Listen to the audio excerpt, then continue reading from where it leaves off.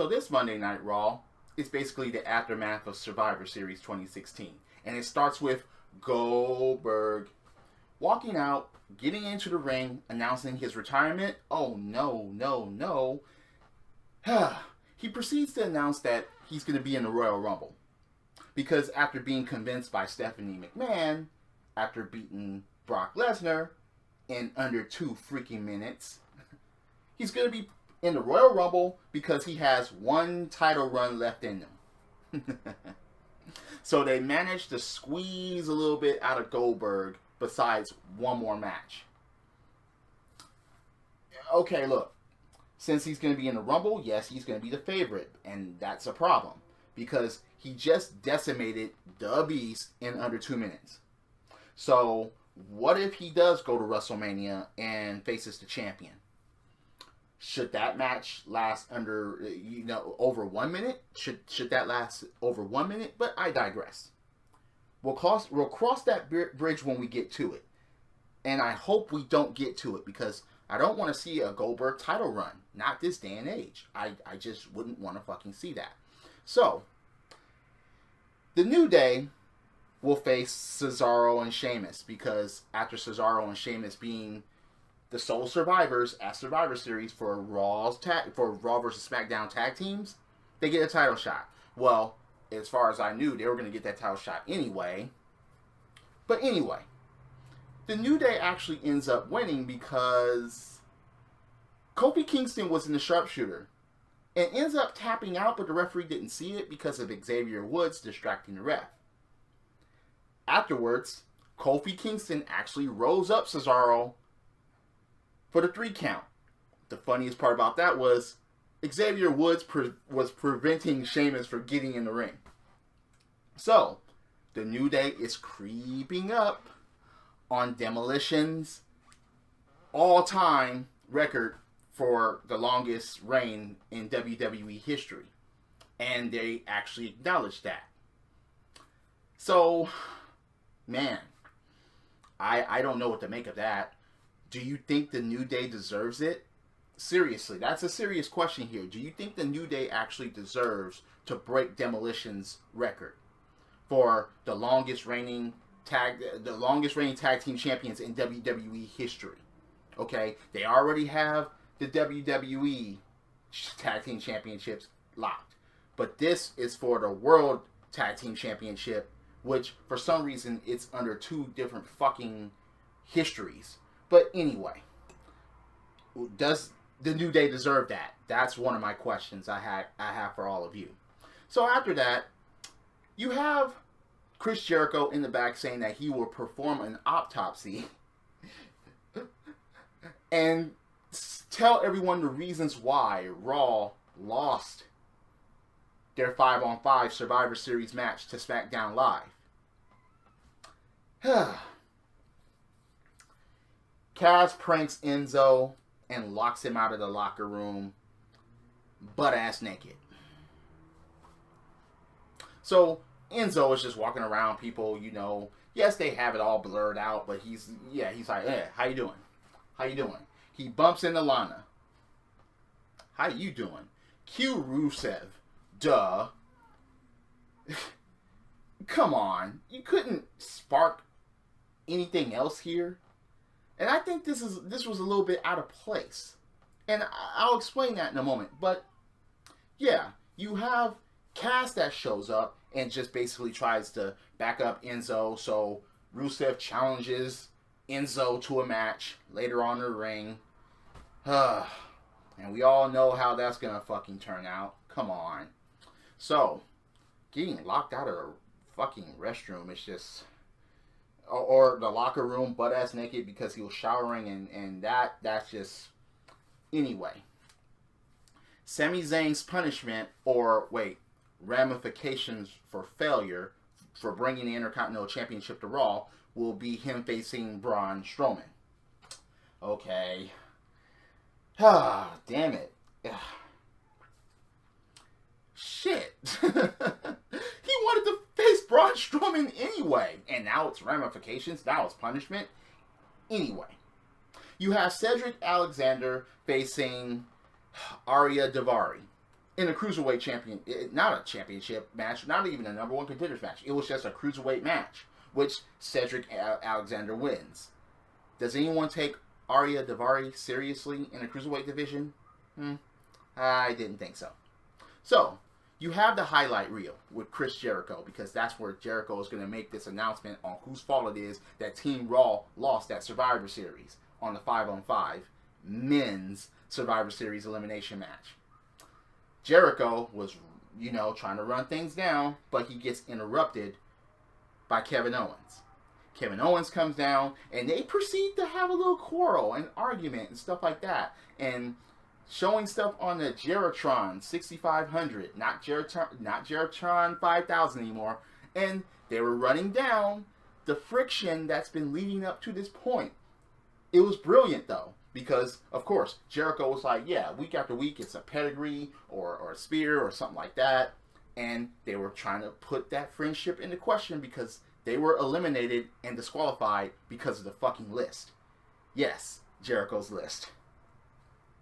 So they proceed to get the microphone, be on the microphone, and blame Roman Reigns. So they blame Roman Reigns for the reason for their fucking loss. And they tried to place blame for Seth Rollins too. Cue Seth Rollins. Seth Rollins comes down, and of course, Seth Rollins says that he was promised a shot at the title just for being on the Survivor Series team, which, frankly, he was. And, he was going to go through, he said he's going to have to go through both of them anyway, so he starts attacking them both. 2-on-1, yeah, duh. Cue Roman Reigns, duh. Roman comes down and fends off Jericho and Kevin Owens. Mick Foley actually comes out and he says, alright, so Seth Rollins will get his 1-on-1 championship match for the Universal Championship. No DQ. Jericho and Reigns barred from ringside later on in the night. Okay. Alright. That's fine. But we all know what's going to happen, right? Yeah. So, Rusev versus Enzo. Quick squash match. That's what basically it was. Enzo barely mounted any offense.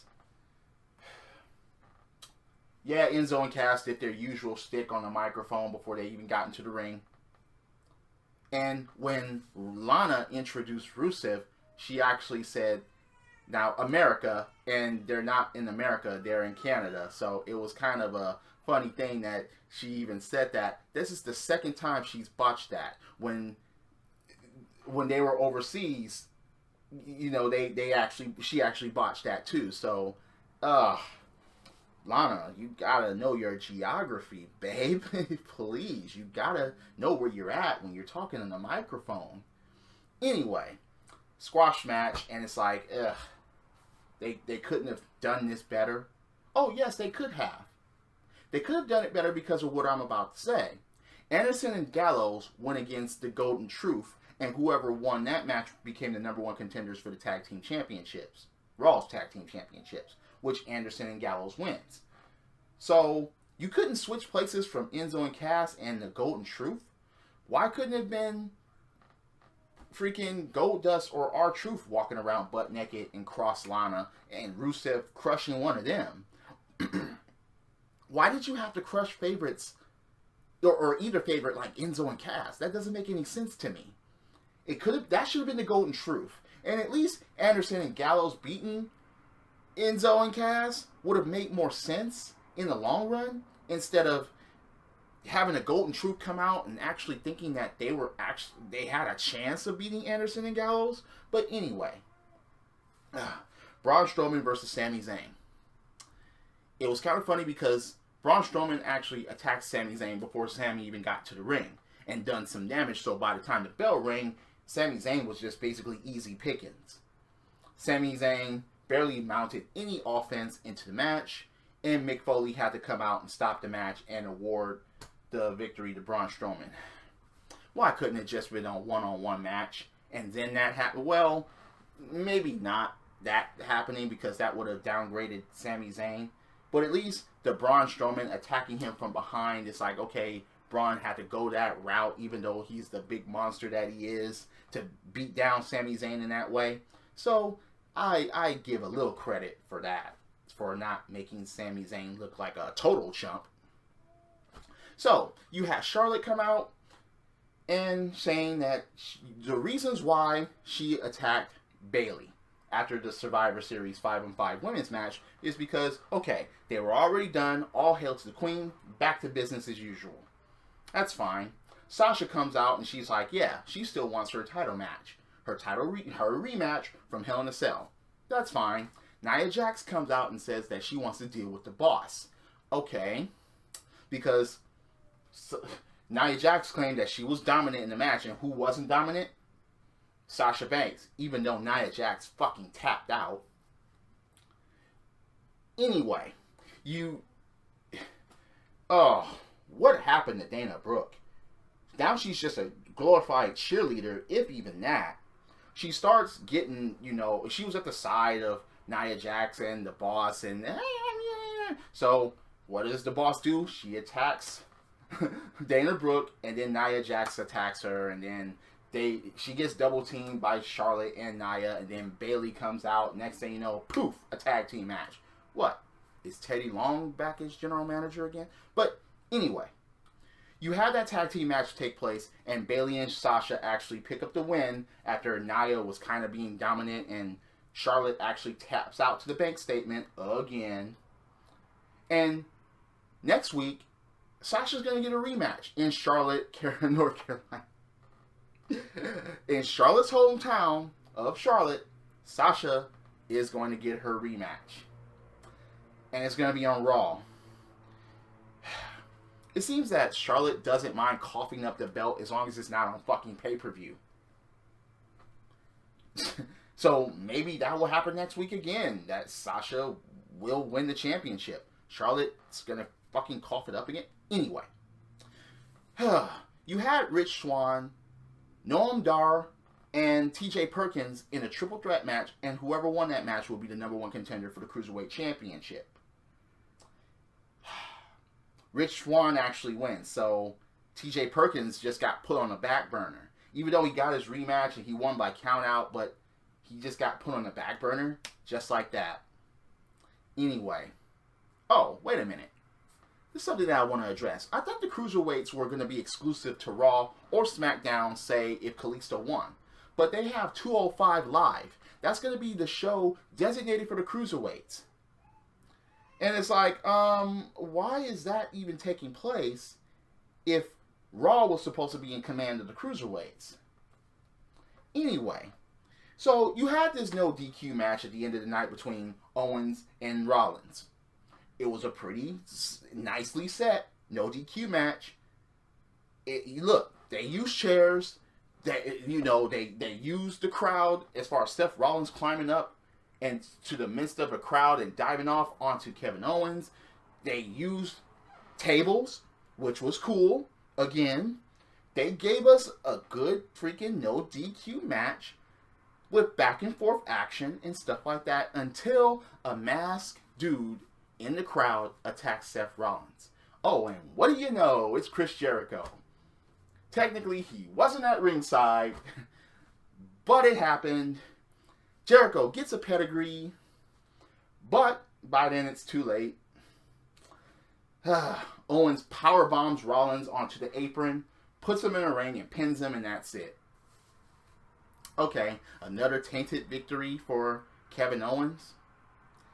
And he, keeps the freaking Universal Championship. So, okay, to follow up the Survivor Series, it's like, they did a couple of things right, but they could have switched a couple of things on the show, as I addressed earlier. I don't understand the whole 205 Live thing if the Cruiserweights are supposed to be exclusive to Monday Night Raw. The women's situation, okay, Sasha's going to get a rematch, and it's not going to be on pay-per-view again. It's going to be on Monday Night Raw. You got a tag team situation where They're trying to make the New Day earn it every week now in order to get the record, if they're going to get the record, if they're going to get past Anderson and Gallows next week. As long they better not lose it to the Shining Stars right before that deadline. They better not fucking do anything stupid like that. But this is WWE we're talking about here. So what did you think about the show? Was it good or was it just like, eh? There wasn't anything groundbreaking about the show. It just wasn't. It's just... Goldberg entering the Royal Rumble. Damn. Is Brock going to get in there and eliminate him again or interfere again so they'll have another match at WrestleMania? Who knows? But I'm just over Goldberg at this point. It was just... Because of what they did at the Survivor Series made no sense to me. All that hype for under 2 minutes of a match. That was just garbage. Garbage. Drop kicks, body slams, throw motherfuckers over the top rope. Both feet hitting the floor. Yes, I'm a wrestling fan. This is the theme, and I'll see you later. Credits.